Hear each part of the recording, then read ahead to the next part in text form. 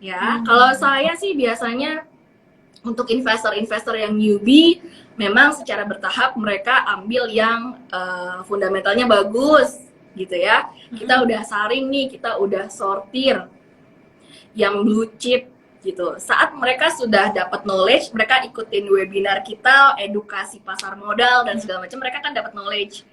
Ya, jadi mereka nambah lagi untuk aset yang lain.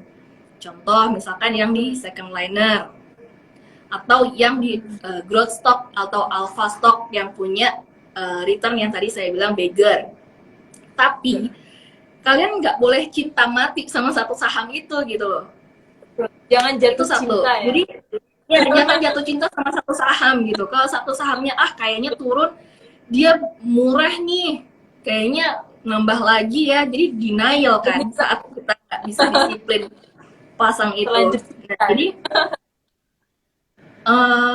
nggak ada rumus yang pasti harus seperti apa, harus berapa kali dalam setahun. Jadi 2 kali dalam setahun sih menurut saya oke ya, karena kayak LQ45, kemudian MSCI Index, FTSE Index itu biasanya 1 tahun 2 kali. Ya, jadi kalian harus benar-benar inilah, jangan takut lah untuk melakukan rebalancing gitu ya. Saat nanti sentimennya bagus, itu mungkin kalian senang, tapi saat berbalik arah, misalkan ada regulasi pemerintah, kan kadang regulasi pemerintah tuh on off ya, kadang besok apa, besoknya lagi berubah lagi gitu ya. Kita harus siap ya. Ya, kita harus Inti siap. kita tuh juga jangan lupa harus selalu bangun pagi. Kalau sudah niat untuk investasi, bangun pagi, nonton riset, lihat berita, jangan pasif jadi ya, sobat MNC semua gitu. Oke. Ya, bangun Sekali lagi pagi tuh penting sih tadi Mbak Gita. Jadi kita punya research itu jam 6 kita sudah rilis untuk daily scope wave kami. Jadi teman-teman bisa baca nih di research report kita tiap pagi. Dan benar kata Mbak Gita, kita juga punya morning meeting ya jam 8.15. jangan lupa untuk nonton. Jadi nggak ketinggalan nih hari ini ada apa. Tahu-tahu Porto nih kenapa nih sore-sore baru kaget kan ketinggalan gitu ya nggak? Oke. Sobat MNCers, yuk langsung aja ditanya. Kalau ada yang udah mulai ada pertanyaan, tulis di kolom Q&A ya, jangan di kolom komentar. Oke, kita lanjut ke Q&A. Oke. Oke, yuk kita mulai dari yang paling bawah ya. Ada pertanyaan dari Ginodino09. Bisa tahu kita masuk kategori moderat, agresif itu taunya dari mana ya, Kak? Tadi udah dijawab sih dari Kak Feni, dari ya dari pribadi masing-masing ya, tujuannya apa gitu. Tapi mungkin boleh disampaikan lagi, ada sobat MNC yang baru bergabung. Ya, jadi mungkin kriteria terukur kali ya, kriteria terukur saya nih masuknya investornya tuh konservatif atau moderat atau agresif. Nah, oke, kita bedain satu untuk yang investasi secara umum. Kalau secara umum itu yang konservatif biasanya takut-takut nih untuk memulai investasi. Jadi ya udahlah, saya kan nabung di bank gitu, dapat tabungan bunga ya 1% setahun, atau dapat deposito gitu ya, deposito sekarang mungkin 5% netnya setahun. Nah, kemudian aset kelas yang lain kayak misalkan, saya udah tahu nih mau coba untuk investasi di biasanya obligasi atau P2P lending. Itu mereka 10% kan setiap tahun. Nah, itu lebih ke moderat. Terus lagi, kayaknya untuk yang saham saya juga udah berani deh gitu ya. Jadi dia jadi investor yang agresif gitu ya. Jadi saham dia juga investasi. Nah, itu untuk yang aset yang umum. Kalau di pasar modal pun juga sama. Biasanya kan mungkin kita punya nih teman yang aku nggak banget deh kalau saham-saham yang naik turunnya tuh tinggi banget. Kayaknya aku saham-saham blue chip aja aku udah aman gitu. Nah, itu mungkin dia jadinya investornya yang konservatif gitu kan. Terus lagi Mbak Gita misalkan udah jago, udah investasi lebih dari 3 tahun, udah ikut edukasi sana sini, update market setiap hari, terus pakai analisa sendiri fundamental, Mbak Gita bikin technical juga ngerti gitu ya. Setiap hari nanya nih sama tim research nih di morning meeting. Mungkin kalian nanyanya saham-saham yang third liner gitu. Jadi udah dulu nggak bisa deh kalau cuma 5% sehari gitu. Pengennya kalau kita lihat tuh nyopet gitu ya, pengennya bener-bener saham-saham yang fluktuasinya tinggi dan spekulasinya tinggi. Itu mungkin dia bisa jadi investor yang agresif. Jadi sebenarnya nggak terlalu susah ya untuk mengerti kita tuh profil resikonya tuh yang apa. Jadi balik lagi ke kita sendiri ya Kak Feni ya, menyesuaikan juga seiring berjalannya market itu ya, mengikuti. Oke, masuk ke pertanyaan berikutnya. Oke, ada pertanyaan menarik nih dari Sheikh Koko. Jika bicara manajemen portofolio pasti beda orang, beda penilaian. Menurut Kakak, manajemen portofolio yang ideal menurut Kakak tuh seperti apa? Oke, yang ideal. Again ya, yang ideal. Tadi saya bilang tergantung masing-masing ya, tergantung masing-masing. Tapi kalau kalian punya dana, kalian nggak pengen nih dananya itu bisa dikelola secara maksimal, bisa dapat return yang bagus, gitu ya. Nah, caranya itu satu, tadi kenali diri kamu itu profil resikonya seperti apa. Karena emang beda-beda nih, nggak ada rumusan yang punya aku paling benar loh, aku paling cuan loh, gitu kan. Nggak gitu juga gitu ya.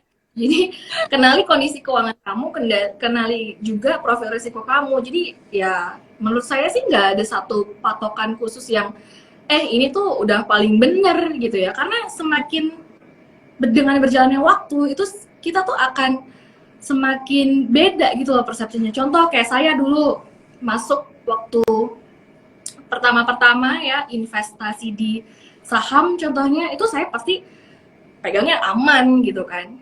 Nah, kemudian tadi saya bilang tingkatkan kompetensi kamu, update market, itu kamu juga punya confidence yang lebih kan untuk ambil yang saham-saham yang memang likuiditasnya tinggi, kemudian punya potential return yang cukup oke gitu. Meskipun memang bukan big caps gitu ya. Jadi hal-hal yang kayak gitu yang menurut saya sih nggak ada patokan satupun yang benar-benar bagus gitu ya. Yang pasti tadi step by stepnya saya sudah ceritakan. Jadi ya diversifikasi aset itu penting. Jangan takut untuk rebalancing dan disiplin. Oke, dan jangan malas untuk selalu update dengan berita-berita di market. Oke, ada pertanyaan lagi, jangan lupa tulis di kolom komentar ya. Oke, kita cek dulu yuk, ada pertanyaan lagi atau enggak. Oke, belum ada pertanyaan lagi. Oke, kalau mungkin dari saya ya, Kak Feni gimana sih? Tahu nggak sih, ada saran nggak gimana kita tahu dalam 1 tahun itu portofolio kita tuh tumbuh gitu deh? Tumbuh. Yeah. Ada nggak? Gampang sih sebenarnya. Gampang sih. Lihat saja foto kamu dari tahun lalu, tumbuh nggak? Kalau nggak tumbuh ya berarti nggak maksimal, ya kan? Tapi kalau tumbuh ya berarti bertumbuh gitu. Tinggal returnnya aja. Jadi kan modal kamu misalkan tadinya 10 juta jadi 12 juta bertumbuh. Tapi kalau dari 10 juta jadi cuma 8 juta berarti nggak bertumbuh. Gitu aja. Oke. Ada pertanyaan lagi nggak? Oke, Sobat Temensias, ada lagi nggak yang mau bertanya? Silahkan tulis di kolom komentar ya. Belum ada nih. Oke, Kak Feni, ada lagi nggak nih yang mau Kak Feni sampaikan atau notice nih buat Sobat Temensias yang baru bergabung di investasi saham? Oke, atau jangan ini deh, saya change lagi pertanyaannya. Gimana kalau misalnya Sobat MNCS ini ada yang belum bergabung atau belum berinvestasi saham gitu, takut bener-bener takut, bisa nggak sih Kak Feni menyampaikan bahwa saham tuh nggak serem kok gitu? Oke. Untuk teman-teman yang belum punya keberanian untuk investasi di saham itu sebenarnya sekarang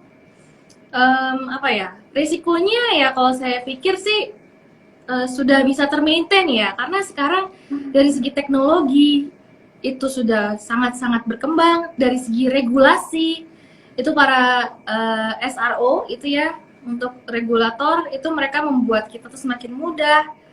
Kemudian dari informasi itu semakin cepat dan mudah didapatkan gitu ya. Jadi teman-teman nggak perlu takut, khususnya untuk di MSc Sekuritas ini tim research kita selalu memandu ya setiap hari tanpa jeda, bahkan 1 minggu sekali ada research corner. Jadi kalian bisa mendapatkan informasi yang jauh lebih lengkap. Kita juga open untuk di morning meeting, kalian bisa tanya tentang portfolio kalian, tanya tentang saham-saham kalian. Jadi menurut saya ya sekarang kita sudah jauh diberkati dengan semua hal yang memudahkan kita untuk ada di pasar modal sih Mbak Gita. Jadi ya menurut saya nggak perlu takut lah untuk mulai investasi di pasar modal, di saham gitu. Jadi ya nggak usah takut lah. Oke. Oke, apakah sudah ada pertanyaan? Oke.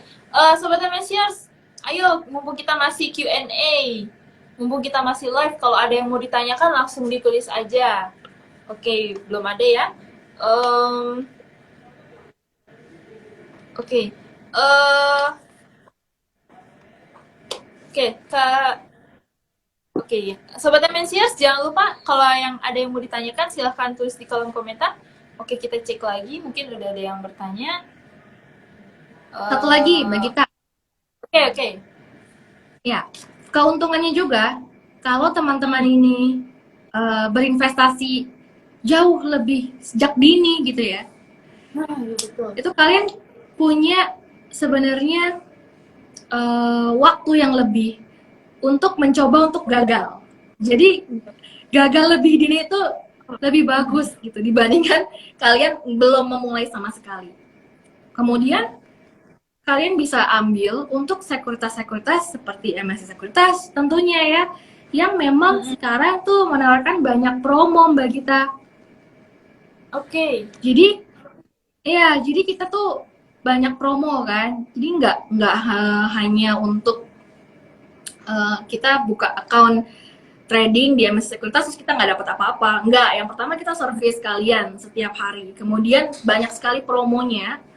Kalau di sini saya boleh summary ya. Kalau pagi-pagi nih saya suka bilang banyak sekali promo. Ada promo top referral.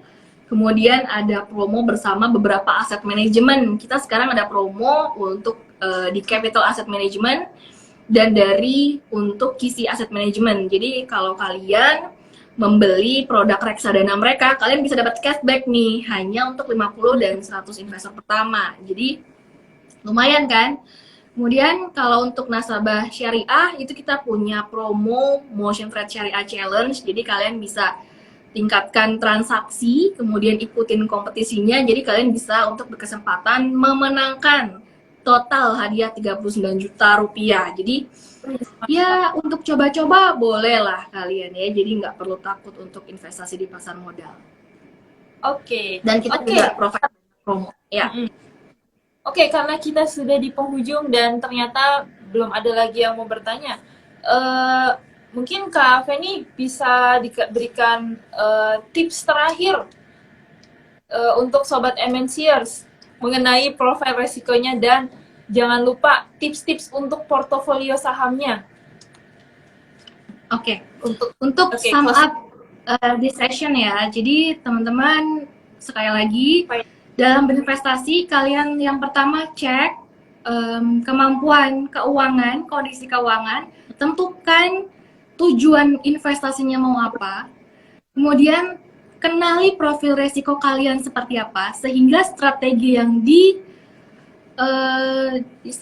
dilakukan itu tepat, gitu. Ada diversifikasi aset tadi, disiplin juga, dan jangan takut untuk rebalancing. Kemudian yang terakhir, selalu update market, update your knowledge. Jadi untuk bekal kalian selama kalian berinvestasi khususnya di pasar modal. Nah, oke tuh mantap kan. Jadi Sobat MNCers yang belum bergabung atau masih takut-takut, udah jangan khawatir. Di sini nanti ada Kak Feni tiap pagi membantu teman-teman semua untuk memulai investasi saham.